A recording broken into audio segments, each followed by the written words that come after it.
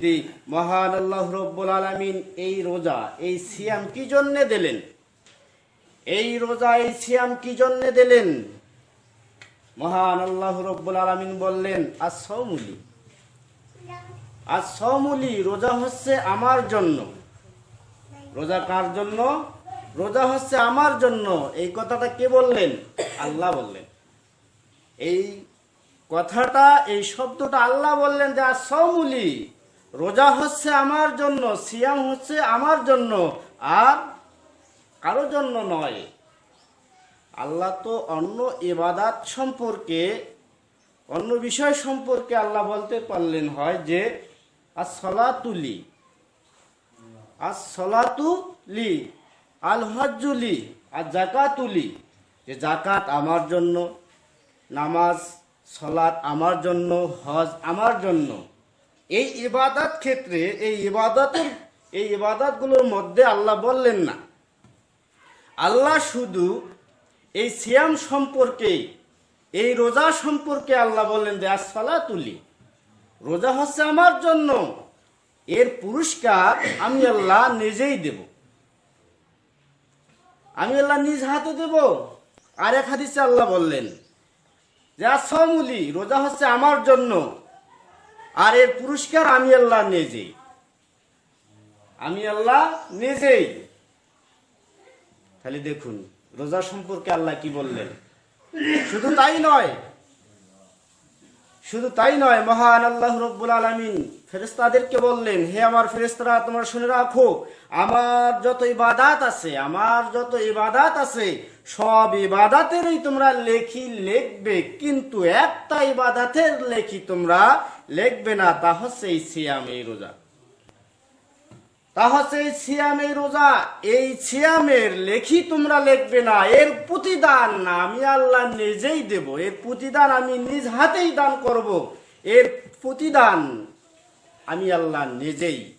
তোমরা সব ইবাদতের লেখি লেখোগা, কিন্তু এই রোজার, এই সিয়ামের লেখি তোমরা লিখবে না, কারণ এর প্রতিদান আমি আল্লাহ নিজেই দেব।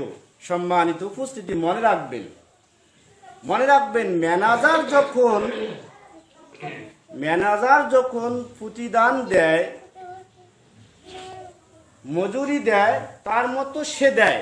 আর যখন মালিক বলে এই কাজটা যখন তুমি করবে, এর প্রতিদান, এর মজুরি আমি নিজে দেব। তাহলে এখানে একটা ভাবার দরকার, যখন ম্যানেজার দেবে, ম্যানেজারের মতো দেবে, আর যখন মালিক দেবে, মালিক কিন্তু তার মতো সে দেবে। তাহলে মনে রাখুন যে যখন মালিক প্রতিদান দেয়, সে একটু হলেও বেশি দেবে, সে একটু হলেও বেশি দেবে। এই জন্যই তো আল্লাহ ফেরেশতাদেরকে বললেন যে সব ইবাদতের লেখি তোমরা লেখো, কিন্তু এই সিয়াম, এই রোজার লেখি তোমরা লেখো না, এর প্রতিদান আমি আল্লাহ নিজ হাতেই দান করব বলি। সুবহানাল্লাহ। সম্মানিত উপস্থিতি, শুধু তাই নয়, বলতেছিলাম যে এই যে সিয়াম সম্পর্কে আল্লাহ নিজেই বললেন, কিন্তু অন্য কোন ইবাদত সম্পর্কে আল্লাহ অতটা বললেন না। যা সালাতুলি, সালাত আমার জন্য, নামাজ আমার জন্য, আল হজ্জুলি, হজ আমার জন্য, বা জাকাত আমার জন্য, এই কথা কিন্তু আল্লাহ বলেননি। আল্লাহ খাস করে বলছেন যে এই রোজা, এই সিয়াম আমার জন্য।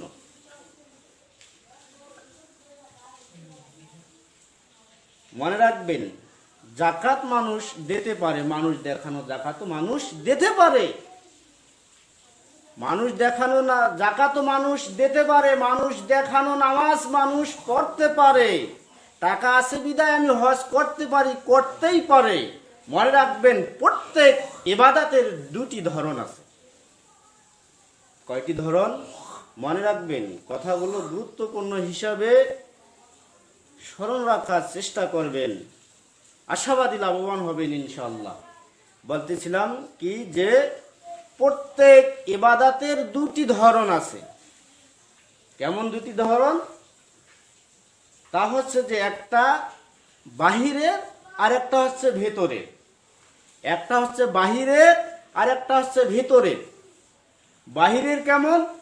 যেমন বললাম যে জাকাত মানুষ দেখানো জাকাত দিতে পারে। আমার টাকা হয়েছে, আমি মসজিদে দেই নাই, এই জাকাতটা আমি কি করলাম, লুঙ্গি কাপড় ইত্যাদি কিনে গরিব মানুষের মাঝে বিলিয়ে দিলাম, যাকে মন তাকে দিলাম। মানুষও দেখলো যে না জাকাত দিল, মানুষও দেখলো না জাকাত দিল। নামাজ যে কোনো একটা আলোচনার মাঝে, আলোচনা চলাকালীন নামাজের সময় হয়ে গেল, অনেক লোক বলতেছে যে নামাজের সময় হয়েছে, নামাজ পড়ে আসি। নামাজের সময় হচ্ছে, নামাজ পড়ে আসি, কিন্তু দেখা যাচ্ছে যে যার মাধ্যমে আলোচনা হচ্ছে, যার মাধ্যমে বিচার হচ্ছে, সে কিন্তু নামাজ আদায় করে না, নামাজ পড়ে না। এখন দেখা যাচ্ছে নামাজের সময় হয়ে গেছে, সবাই এসে নামাজ আদায় করতেছে, কিন্তু সে ভাবতেছে কি যে আমি তো নামাজ পড়ি না, এখন সবাই আমাকে মানে, আমার দ্বারাই বিচার হয়, আমার দ্বারাই যে কোনো বৈঠক হয় ইত্যাদি সম্পূর্ণ হয়। এখন আমি যদি নামাজ আদায় না করি, মানুষ বলবে কি, হুজুর থাক চাই না থাক মসজিদে এসে নামাজ পড়লো। এটা হচ্ছে বাহিরে, এটা হচ্ছে বাহিরে এই একটা মানুষ দেখানো ইবাদত মানুষ করতেছে। হজ, টাকা আছে, অনেক টাকার মালিক আমি, অনেক সম্পদের মালিক আমি, আমি যদি হজ না করি মানুষ বলবে কি, মানুষ বলবে কি, টাকা আছে তাই হজ করলাম, মানুষ দেখানো হলো, হজ হলো। এই একটা বাহিরের ইবাদত। কিন্তু এই সিয়াম, এই রোজা, আল্লাহ যে বললেন আসমুলি, রোজা হচ্ছে আমার জন্য, সিয়াম হচ্ছে আমার জন্য, এর প্রতিদান আমি আল্লাহ নিজ হাতেই দেব। তাই কোনো ব্যক্তি সারাদিন সকাল থেকে নিয়ে সন্ধ্যা পর্যন্ত না খেয়ে কোনো পাগলও থাকবে না, না খেয়ে কোনো পাগলও থাকবে না।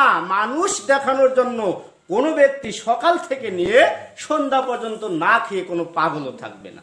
বলেন থাকবে নাকি?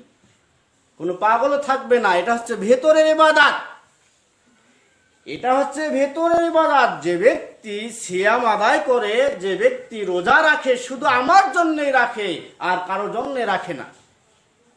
নামাজ মানুষ দেখানো করা যায়, হজ মানুষ দেখানো করা যায়, জাকাত দান মানুষ দেখানো করা যায়, কিন্তু রোজা মানুষ দেখানো করা যায় না।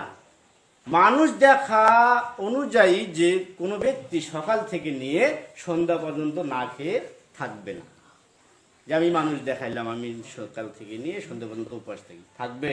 কেউ থাকবে না। তো এই জন্য আল্লাহ বলছেন আসমুলি, রোজা হচ্ছে শুধু আমার জন্য, এর প্রতিদান আমি আল্লাহ নিজ হাতেই দেব।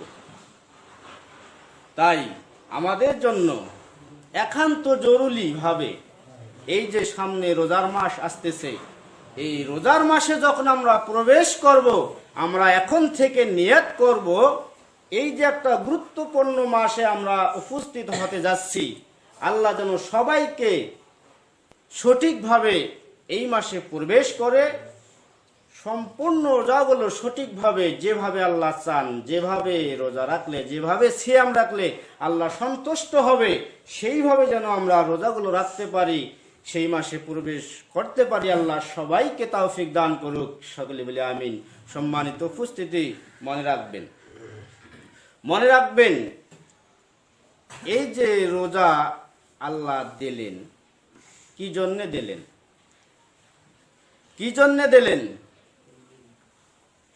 মহান আল্লাহ রাব্বুল আলামিন বললেন, আন আবি হুরায়রা রাদিয়াল্লাহু আনহু হতে বর্ণিত, রাসূল সাল্লাল্লাহু আলাইহি সাল্লাম বললেন, রোজার মাস যখন এসে যায়, আর যে ব্যক্তি রোজার মাসে প্রবেশ করবে, সঠিক নিয়তে সঠিকভাবে আল্লাহকে সন্তুষ্ট করার উদ্দেশ্যে যে ব্যক্তি এই তিনটা বড় মাধ্যম ধরে রাখতে পারবে, মহান আল্লাহ রাব্বুল আলামিন বললেন যে তার অতীতের সমস্ত গুনাহগুলো আমি আল্লাহ রাব্বুল আলামিন ক্ষমা করে দেব। বলি সুবহানাল্লাহ। রোজার মাসে গুরুত্বপূর্ণ তিনটি বড় মাধ্যম রয়েছে। তার একটি বড় মাধ্যম হচ্ছে যে ব্যক্তি ঈমান সহকারে নেকির আশায়, রোজার মাস যখন আসবে সেই সমস্ত রোজাগুলো আল্লাহকে সন্তুষ্ট করার উদ্দেশ্যে রাখবে, আমি আল্লাহ রাব্বুল আলামিন তার অতীতের সমস্ত গুনাহগুলোকে ক্ষমা করে দেব বলি সুবহানাল্লাহ। যে ব্যক্তি 2 নম্বর মাধ্যম হচ্ছে যে ব্যক্তি ঈমান সহকারে নেকির আশায় তারাবির নামাজ জামাতের সহিত আদায় করতে পারবে, মহান আল্লাহ রাব্বুল আলামিন বললেন যে তার অতীতের সমস্ত গুনাহগুলোকে আমি আল্লাহ রাব্বুল আলামিন ক্ষমা করে দেব বলি সুবহানাল্লাহ। যে ব্যক্তি 3 নম্বর মাধ্যম হচ্ছে যে ব্যক্তি ঈমান সহকারে নেকির আশায় আল্লাহকে সন্তুষ্ট করার উদ্দেশ্যে লাইলাতুল কদরের রাত্রিতে রাত জেগে জেগে ইবাদত করতে পারলে মহান আল্লাহ রাব্বুল আলামিন বললেন যে তার অতীতের সমস্ত গুনাহগুলোকে আমি আল্লাহ ক্ষমা করে দেব বলি সুবহানাল্লাহ। সম্মানিত উপস্থিতি, মনে রাখবেন লাইলাতুল কদরের রাত্রিতে, মনে রাখবেন লাইলাতুল কদরের রাত্রিতে যে ব্যক্তি রাত জেগে জেগে ইবাদত করতে পারবে তার অতীতের সমস্ত গুনাহগুলোকে আল্লাহ ক্ষমা করে দেবেন বলি সুবহানাল্লাহ। মনে রাখবেন শুধু লাইলাতুল কদরের রাত্রিতে। আমরা জেনে বুঝে এমন একটা দিন পালন করতেছি, সেই দিনটা সম্পর্কে রাসূল বলেননি, সেটা হচ্ছে শবে বরাতের রাত।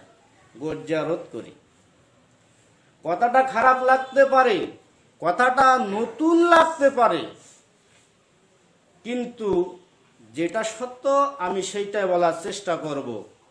মানলে ভালো, না মানলে আমার জন্য ভালো, আপনার জন্য নয়।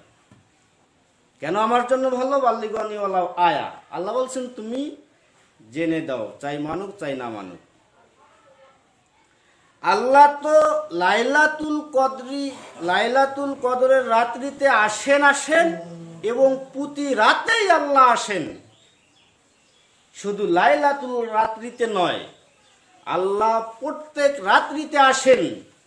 সেই সময়টা হচ্ছে তাহাজ্জুদের সময়, সেই সময়টা হচ্ছে তাহাজ্জুদের সময়।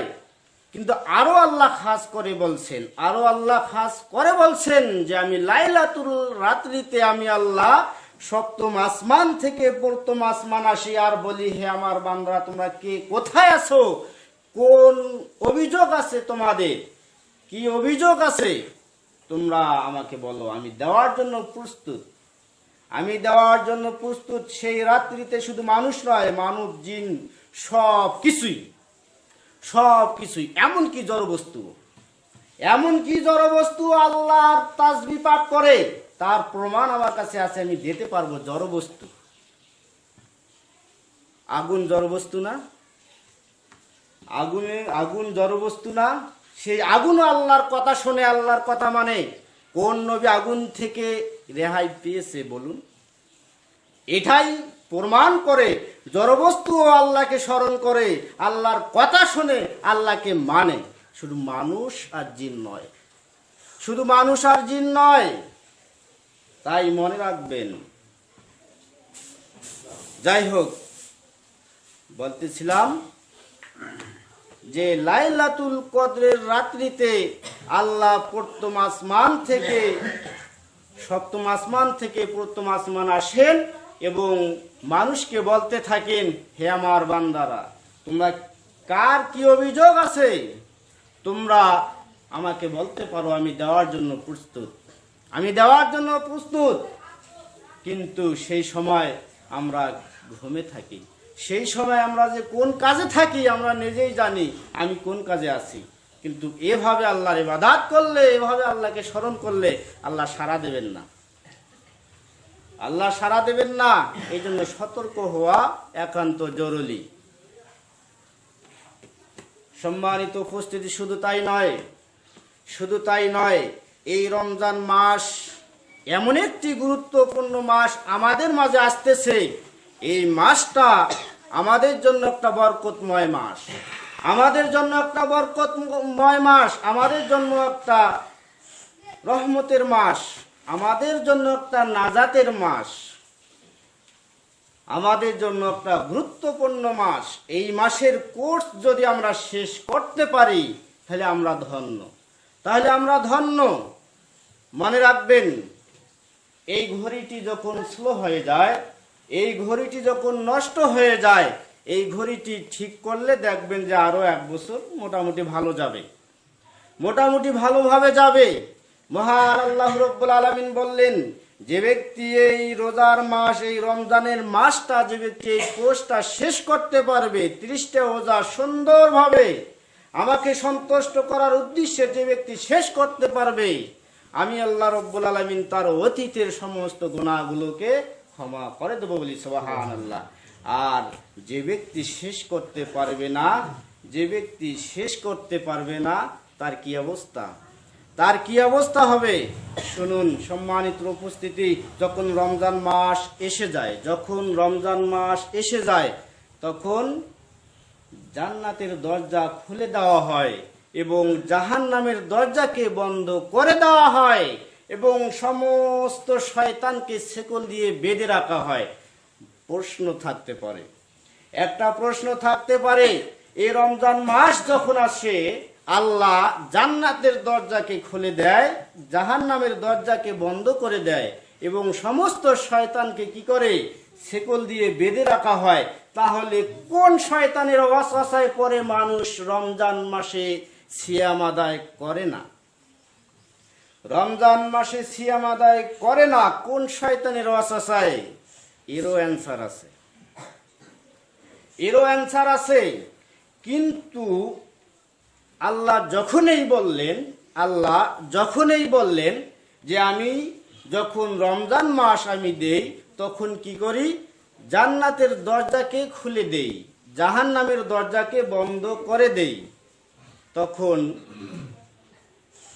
জাহান্নাম আল্লাহর কাছে অভিযোগ করলেন, ইয়া আল্লাহ রাব্বুল আলামিন, যখন তোমার রহমতের মাস এসে যায়, নাজাতের মাস এসে যায়, রমজানের মাস, বরকতময় মাস যখন এসে যায়, তখন আমাকে বন্ধ করে দেন, কারণ কি? আল্লাহ জবাব দিলেন যে তুমি আমার এমন এক জাহান্নাম, তোমার মাধ্যমে আমি আমার পাপিষ্ঠ বান্দাকে কষ্ট দেই।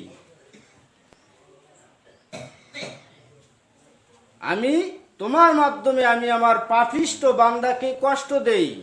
তুমি আমার রাগ, তুমি আমার রাগান্বিত, তুমি আমার ঘৃণিত, তোমার মাধ্যমে আমি আমার পাপিষ্ঠ বান্দাকে শাস্তি দেই। আর জান্নাতকে আল্লাহ বললেন, তুমি আমার দয়া, তুমি আমার রহমত, তুমি আমার বরকত, তোমার মাধ্যমে আমি আমার সঠিক বান্দাকে, ভালো বান্দাকে, ইমানদার বান্দাকে আমি সুখ দেই, শান্তি দেই, দয়া করি। আর শয়তানকে শিকল দিয়ে বেঁধে রাখা হয়। এই জন্যেই বেঁধে রাখার পরে যে ব্যক্তি এই রমজান মাসে সিয়াম আদায় করতে পারে না, যেমন একটু আগেই উদাহরণ দিলাম যে এই ঘড়িটা যখন স্লো হয়ে যায়, ভাল করার পর কি হয়, 1 বছর চলে। তেমনি ভাবে মহান আল্লাহ রাব্বুল আলামিন 12টি মাসের মধ্যে একটি গুরুত্বপূর্ণ মাস দিলেন, 12টি মাসের মধ্যে একটি গুরুত্বপূর্ণ মাস দিলেন। এই মাসের কোর্স শেষ করতে পারলে তার বাকি 11টি মাস সুন্দরভাবে যাবে। যেমন অনেক ঘড়ির চাবি দেওয়া যায়, চাবি দিলে 1 বছর সুন্দরভাবে চলে। তেমনি ভাবে যে ব্যক্তি এই রমজান মাস পেয়ে রোজা রাখতে পারলো না, সিয়াম আদায় করতে পারলো না, শয়তান তার মনের ভিতর এমন ভাবে চাবি মারছে যে রমজান মাস আসার পরেও সে ভালো হচ্ছে না, সে শয়তানের খপ্পরে পড়ছে, এমন ভাবে পড়ছে আর রেহাই পাচ্ছে না। এই জন্যে আমাদের আগে থেকে সতর্ক হওয়া একান্ত জরুরি। আগে থেকে সতর্ক হওয়া, নিয়ত করা, আল্লাহর কাছে তওবা করে, তওবা ইস্তেগফার করে, সুন্দরভাবে সঠিকভাবে নিয়ত করে আমরা যেন সামনে যে রমজান মাস আসতেছে, এই রমজান মাসের রোজাগুলো যেন আমরা সঠিকভাবে দিতে পারি, এরকম সঠিক নিয়ত করে আল্লাহর কাছে আবেদন করতে হবে। আল্লাহ সবাইকে তৌফিক দান করুক, সকলে বলি আমিন। সম্মানিত উপস্থিতি, শুধু তাই নয়, রোজাদার ব্যক্তির জন্য দুইটা খুশি। রোজাদার ব্যক্তির জন্য দুইটা খুশি, একটা হচ্ছে ইফতার, ইফতারের মধ্যে, আর একটা হচ্ছে যখন আল্লাহ তার সঙ্গে সাক্ষাৎ করবেন, তার সঙ্গে সাক্ষাৎ করবেন। এই হচ্ছে রোজাদার ব্যক্তির জন্য দুইটা খুশি। ইফতারে কেমন খুশি? যে ব্যক্তি সারাদিন রোজা রেখে সিয়াম আদায় করে যখন ইফতার করে তখন যে সেটা মজা পায়, ইফতারে ওই ব্যক্তি যখন যেটা মজা পায়, আর সারাদিন রোজা না রেখে যে ব্যক্তি ইফতারে আসে সে ততটা মজা পাবে না, সে ততটা মজা পাবে না। রমজান মাস শেষ হয়ে যখন ঈদ চলে আসে, নতুন কাপড় পরিধান করে, নতুন কাপড় পরিধান করে আথর মেখে যে ব্যক্তি মাঠে যায়, সর্বপ্রথম কাতারে যে ব্যক্তি উপস্থিত হয়, ওই ব্যক্তি যদি রমজান মাসে সিয়াম আদায় না করে উপস্থিত হয়েছে, সে কিন্তু ততটা মজা পাবে না। ও একটা নিজেকে অপরাধী ফিল করবে যে এই জায়গা আমার জন্য নয়, এই জামা আমার জন্য নয়। এই জামা কার জন্য, এই আতর কার জন্য, এই স্থান, এই জায়গা কার জন্য? যে ব্যক্তি এই রমজান মাসের কোর্স শেষ করছে, সুন্দরভাবে 30টা রোজা রাখছে, ওই ব্যক্তির জন্য এই ইফতারের যেটা মজা পাবে, ঈদের মাঠে যেটা মজা পাবে, যে ব্যক্তি না রেখে ইফতার করে, যে ব্যক্তি না রেখে মাঠে যায়, সে ততটা মজা পাবে না। সে একটা মনে, তার ভেতরে একটা চোর চোর ভাব থেকে যাবে, তার ভেতরে একটা কল্পনা থেকে যাবে, তার ভেতরে একটা অপরাধী ফেল করতেই থাকবে, সে একটা ফ্রি ভাবে মজা পাবে না। সম্মানিত উপস্থিতি, এই জন্যে রাসূল সাল্লাল্লাহু আলাইহি সাল্লাম বলছেন যে রোজাদার ব্যক্তির জন্য দুইটা খুশি। আর একটা খুশি হচ্ছে আল্লাহ যখন নিজে রোজাদার ব্যক্তির সঙ্গে একেবারে সামনাসামনি সাক্ষাৎ করবে, তখন সে মজা কেমনে পাবে? যখনই সাক্ষাৎ হবে তখনই বুঝতে পারবে যে আসলেই আল্লাহর সঙ্গে সাক্ষাৎ করা কত যে মজা, এর মতো মজা আর সে পাবে না, এর মতো মজা আর সে পাবে না। এই জন্যেই এই গুরুত্বপূর্ণ মাস আমাদের সামনে আসতেছে, আমরা এখন থেকেই নিয়ত করব। অনেক ব্যক্তি বলে, অনেক হুজুর বলে যে যখনই রমজান মাস আসে তখনই আল্লাহ এই মাসটাকে 3 ভাগে ভাগ করে। কয় ভাগে? 3 ভাগে ভাগ করা হয়। এক ভাগ হচ্ছে রহমত, বরকত, নাজাত, এভাবে 3টা মাস ভাগ করে।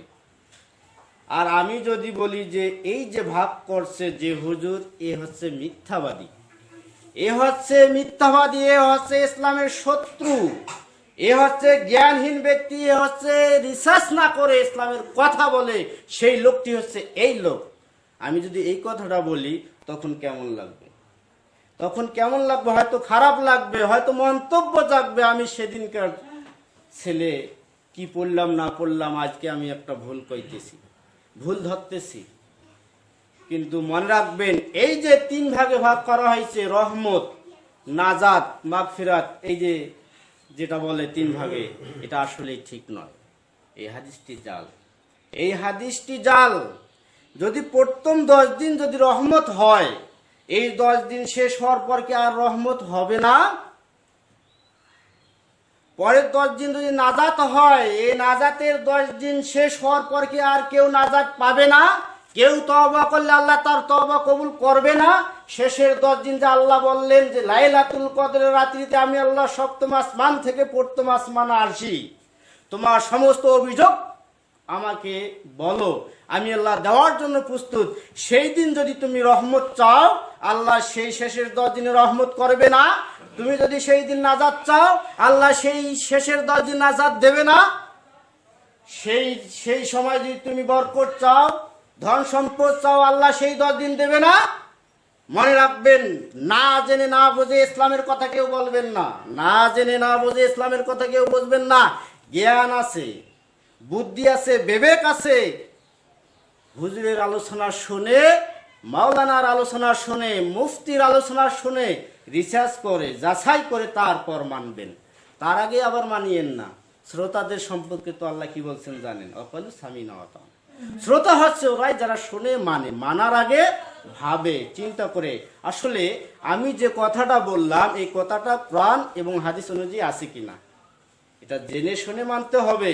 জ্ঞান তো সবাইকে দিয়েছে, জ্ঞান কোন কাজে ব্যয় করতেছেন এরও হিসাব দিতে হবে আল্লাহর কাঠগড়ায়, অবশ্যই দিতে হবে, অবধারিত দিতে হবে, নিশ্চিত দিতেই হবে। এই জায়গা, এই স্থান তোমার বিরুদ্ধে সাক্ষী দেবে। তুমি রাত্রে যে স্থান, যে জায়গায় তুমি যে কাজটি করছেন সেই জায়গায় তোমার বিরুদ্ধে সাক্ষী দেবে। তোমার চামড়া পর্যন্ত তোমার বিরুদ্ধে সাক্ষী দেবে, তোমার হাত, তোমার আঙ্গুল, সমস্ত অঙ্গ প্রত্যঙ্গ তোমার বিরুদ্ধে সাক্ষী দেবে। সেই দিন বাঁচার কোনো উপায় থাকবে না, কোনো রাস্তা থাকবে না। এই জন্যই বলি অল্প ইবাদতেই যথেষ্ট, অল্প ইবাদতেই যথেষ্ট। সারা বছর বোঝার থেকে নিয়ে এ পর্যন্ত কোনো ইবাদতেই কবুল হয়নি। যদি তোমার 2 রাকাত নামাজ যদি কবুল হয়ে থাকে তাহলে তুমি ভাগ্যবান, তুমি ভাগ্যবান, অবশ্যই ভাগ্যবান। যদি তোমার 2 রাকাত নামাজ কবুল হয়ে থাকে আসলেই তুমি ভাগ্যবান। তোমার মতো ভাগ্যবান আর কেউ হবে না, তোমার মতো ভাগ্যবান আর কেউ হবে না। তাই আমাদেরকে ভেবে চিন্তে ইবাদত করা একান্ত জরুরি। সম্মানিত উপস্থিতি, শুধু তাই নয়, রোজাদার ব্যক্তির জন্য মহান আল্লাহ রাব্বুল আলামিন একটি জান্নাত নির্ধারিত করে রেখেছেন। একটি জান্নাত, ও জান্নাত হচ্ছে 8টি, তার মধ্যে একটি জান্নাত যার নাম রায়হান। এই জান্নাতটি আল্লাহ রোজাদার ব্যক্তির জন্য খাস করে রেখে দিয়েছেন। এই জান্নাতে শুধু রোজাদার ব্যক্তি ছাড়া আর কোনো ব্যক্তি প্রবেশ করতে পারবে না। তাই আমাদেরকে জরুরিভাবে, গুরুত্বপূর্ণভাবে এই রমজান মাস যখনই আমরা পাবো, যার ভাগ্যে উপস্থিত হবে, অবহেলায় অলসতায় কাটিয়ে দেব না। আসলে একটা গুরুত্বপূর্ণ মাস, যে মাসে একটি নফল ইবাদত করলে অন্য মাসে একটি সুন্নত আদায় করলে যে সওয়াব পাওয়া যায়। আল্লাহ রাব্বুল আলামিন বলছেন এই রমজান মাসে যে ব্যক্তি একটি নফল ইবাদত করবে আমি আল্লাহ রাব্বুল আলামিন তাকে সুন্নতের সওয়াব দান করব। যে ব্যক্তি রমজান মাসে 2 রাকাত সুন্নত আদায় করবে, অন্য মাসে ফরজ ইবাদত আদায় করলে যে সওয়াব হয়, আল্লাহ বলছেন আমি আল্লাহ রাব্বুল আলামিন তার আমলনামায় ফরজ আদায় করার সওয়াব দান করব। রমজান মাসে যে ব্যক্তি 2 রাকাত ফরজ আদায় করবে, আল্লাহ রাব্বুল আলামিন বললেন যে অন্য মাসে 10টি ফরজ আদায় করলে যে সওয়াব হয়, আমি আল্লাহ রাব্বুল আলামিন যে ব্যক্তি রমজান মাসে 2 রাকাত ফরজ আদায় করবে আমি তার আমলনামায় অন্য মাসের 10টি ফরজ আদায়ের সমান নেকি দান করব। বলি সুবহানাল্লাহ। সম্মানিত উপস্থিতি, শুধু তাই নয়, এই ফরজকে 10 গুণ বৃদ্ধি করে কত হাজার গুণ সওয়াব যে হবে যা বলার মতো নয়। এই জন্যে এই একটা পবিত্র মাস, এই একটা বরকতময় মাস, একটা নাজাতময় মাস, এই মাসটাকে যেন আমরা অবহেলায় কাটিয়ে না দেই। সম্মানিত উপস্থিতি, অনেক কিছুই শুনলাম, সময় অতীব কম। আরেকটি কথা বলি শেষ করব ইনশাআল্লাহ। যেটা না বললেই নয়, মনে রাখবেন, যখনই রমজান মাস এসে যায় তখনই অনেকেই বলি যে আমি তো রোজা রাখতে পারি না, আমার রোজাটা, আমার সিয়ামটা অন্যজনকে দিয়ে আদায় করে নেই। এর নিয়ম নীতি ইসলাম কি বলে? ইসলাম আসলে কি বলছেন যে কোনো ব্যক্তি যদি রোজা রাখতে পারে না তাহলে অন্য দ্বারাই রোজা রেখে নেওয়া যায়? হ্যাঁ, ইসলাম বলছে, কিন্তু আমরা যেভাবে করি সেভাবে ইসলাম বলেনি। ইসলাম এভাবে বলছে 3 শ্রেণীর লোক অন্যের মাধ্যমে রোজা রাখতে পারে। 3 শ্রেণীর লোক অন্যের মাধ্যমে রোজা রাখতে পারে। 1 নম্বর হচ্ছে যে ব্যক্তি অসুস্থ, সুস্থ হওয়ার কোনো পরিকল্পনা নাই, ওই ব্যক্তির জন্য, খাস করে বলছেন ওই ব্যক্তির জন্য অন্যের মাধ্যমে রোজা রাখতে পারে। রোজা রাখতে পারে যে আমি অসুস্থ, আমি সুস্থতা হচ্ছি না, এই জন্যে এক ফকিরকে, অর্থাৎ অসহায় লোক যারা আছে, যারা রোজা রাখে, মানে ইসলামকে ভালোবাসে, আল্লাহকে সন্তুষ্ট করার জন্য সব ইবাদাতেই করে, এরকম লোককে সেটেল করে তার মাধ্যমে রোজা রাখতে পারে, তার মাধ্যমে রোজা রাখতে পারে, তখন হবে। দ্বিতীয়ত হচ্ছে গর্ভবতী মা যারা আছেন। তৃতীয়ত হচ্ছে দুধ পান করে যে মহিলারা, বাচ্চাকে দুধ পান করায়, এই 3 শ্রেণীর লোক। মূল যেটা আমাদের চলিত সেটা বললাম, যে অসুস্থ যখন হবে তখনই অন্যের মাধ্যমে রোজা রাখতে পারে, যে আমি তো রাখতে পারি না, এই মাস শুদ্ধায় তুমি রাখো, এরকম একটা প্রস্তাব দিতে পারে বা তার মাধ্যমে রাখতে পারে। কিন্তু শরীর ঠিক আছে, সবেই ঠিক আছে, হ্যাঁ আমি রোজা রাখতে পারি না, অলসতা করি, মনে মনে সে অলসতা করে, প্রকাশ তো করে না, সে বোঝে যে আসলে আমি রাখতে পারি, ইচ্ছে করলে রাখতে পারি, তবু অন্যের মাধ্যমে রোজা রাখতেছে, কিন্তু এই রোজা হবে না, এই রোজা হবে না, এই কথা ইসলাম বলেননি। এই জন্য বিষয়গুলো খেয়াল রাখতে হবে। 3 শ্রেণীর লোক। 1, অসুস্থ যে ব্যক্তি থাকবে, সুস্থতা হওয়ার পরিকল্পনা একেবারেই কম, ওই ব্যক্তির জন্য ইসলাম বলছেন যে তুমি অন্যের মাধ্যমে রোজা রেখে নিতে পারো। 2 নম্বর হচ্ছে যে মহিলা গর্ভবতী, 3 নম্বর হচ্ছে যে মহিলা বাচ্চাকে দুধ পান করায়। এই 3 শ্রেণীর লোক অন্যের মাধ্যমে রোজা রেখে নিতে পারে, আর নয়। মনে রাখবেন সম্মানিত উপস্থিতি। তারপরে হচ্ছে এই যে আমরা রোজা রাখি, এই রোজা কিভাবে রাখবো আর কিভাবে রাখলে রোজা ভঙ্গ হবে না, নষ্ট হবে না, সঠিক হবে, আমরা সংক্ষেপে জানার চেষ্টা করব, সময় অতীব কম। মনে রাখবেন, রোজা সকাল থেকে নিয়ে, শবে সাদিক থেকে নিয়ে সন্ধ্যা পর্যন্ত, সূর্য অস্ত যাওয়া পর্যন্ত পানাহার থেকে স্বামী স্ত্রী মিলন থেকে বিরত থাকার নামেই হচ্ছে সিয়াম, রোজা। অর্থাৎ শবে সাদিক থেকে নিয়ে, সকাল থেকে নিয়ে সন্ধ্যা পর্যন্ত যত অশ্লীল অসৎ কাজ আছে, স্বামী স্ত্রী সহবাস থেকে, পানাহার থেকে বিরত থাকার নামেই হচ্ছে সিয়াম। সিয়াম রেখে কোনো ব্যক্তি যদি ইচ্ছাকৃতভাবে বৌনি করে, তার রোজা নষ্ট হবে। সিয়াম রেখে স্বামী স্ত্রী সহবাস করলে রোজা নষ্ট হবে। সিয়াম রেখে যদি শরীর থেকে রক্ত বাইর হয় 4 কাপ পরিমাণ, তাহলে তার রোজা নষ্ট হবে। সিয়াম রেখে ইচ্ছাকৃতভাবে কোনো ব্যক্তি যদি রক্ত গ্রহণ করে, তাহলে তার সিয়াম নষ্ট হবে। সিয়াম রেখে, রোজা রেখে যে কোনো জিনিস দিয়ে ব্রাশ করা যাবে, দাঁত পরিষ্কার করা যাবে, ওজার কোনো ক্ষতি হবে না। সিয়াম রেখে, রোজা রেখে অনেকেই বলে যে গলার মধ্যে যেটা আটকি থাকে, স্যাপ ইত্যাদি, খালি সারাদিন স্যাপেই ফেলায়, স্যাপ গিললে নাকি রোজা নষ্ট হয়, এরকম মন্তব্য ঠিক নয়, এটা ইসলাম বলেনি। ভেতরে যেটা থাকবে ভেতরেই থাকবে, এতে কোনো নষ্ট, রোজা সিয়াম কোনো নষ্ট হবে না।